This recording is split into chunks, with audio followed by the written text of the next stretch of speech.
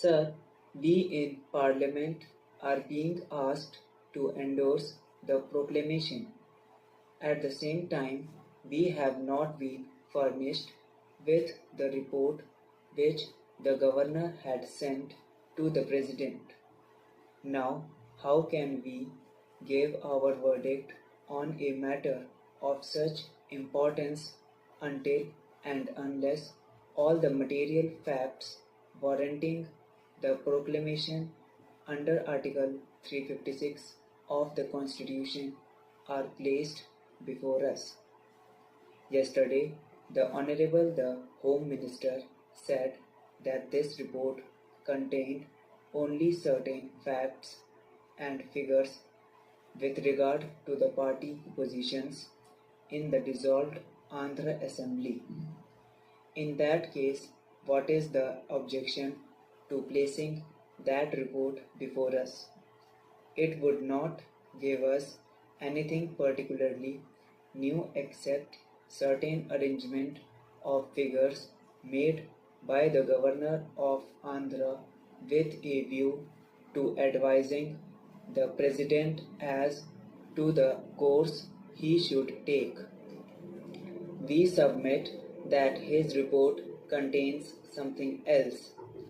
It was the duty of the government to place the entire report before us for the closest possible scrutiny and the most meticulous examination by members of this House and of the other House, because this report lies at the bottom of the whole thing as far as the constitutionality of the action of the President is concerned. Therefore, I submit that a fiat of the executive is sought to be endorsed by Parliament without telling us the grounds on which that fiat had been exercised. Constitutionally, this is improper. Then, sir, the President also says that he had considered other information received by him. We have not been told yet as to what was this other information, neither have we been told about the source of such information. I do not know exactly on what basis the President applied his mind to the subject. We know that we cannot make any reflection on the President. He is a very wise man and wiser still by virtue of the occupation of the presidency, but I think we can call in question whether his mind had been rightly applied in the matter of such great importance and national concern. Our contention is that the President has not been in a position to apply his mind fairly and squarely to this subject because the report which had been submitted to him had been perverse, distorted, and false.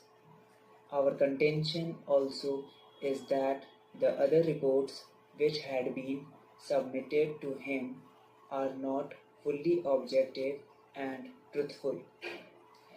This we are in a position to say all the more because if the case for the government was so foolproof, Dr. Katju would have been the last person to withhold his report from us. I think that something is wrong in the reports, and maybe the members of this House, having looked at the reports, would have discovered certain facts which do not go to justify the case that the government has sought to make out in support of the proclamation. Apprehending such a possibility, I think Dr. Katju has thought it wise to withhold this report from the House. Having done it, he asks us to endorse almost blindfold a measure which is described as undemocratic even by certain members of the Congress Party. Many constitutional points have been touched. It has been sought to be made out in this House that this is the best democratic step that the government could take. We say this is not at all a democratic step which has been taken. We are supposed to have a parliamentary system. We must have our own conventions.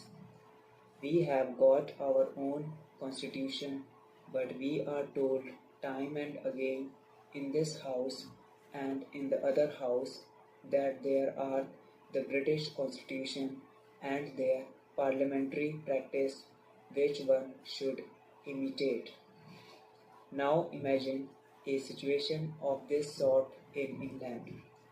Would the Crown have taken such a measure at all if a certain party had been voted out of office by the opposition? I think in a comparable situation there, the king would have inevitably called the leader of the opposition to explore the possibilities of forming a government. Without doing it, he would have never taken recourse to extraordinary measures like this. If this method had been resorted to in the United Kingdom, a serious constitutional crisis affecting not merely the internal politics of the parliament but the political life outside would have ensued. In France, for instance, there are many parties. No party by itself enjoys an absolute or a comfortable majority. What happens there? Ministry is formed, and there we find the president takes upon himself the responsibility of exploring ways and means of finding whether any particular party or any leader of any party is in a position to present a government which would command the confidence of a certain majority in the Chamber of Deputies. Without resorting to that objective test, he does not take recourse to extraordinary measures. In the present case, I say this objective test has not been at all applied. One may or may not have certain feelings.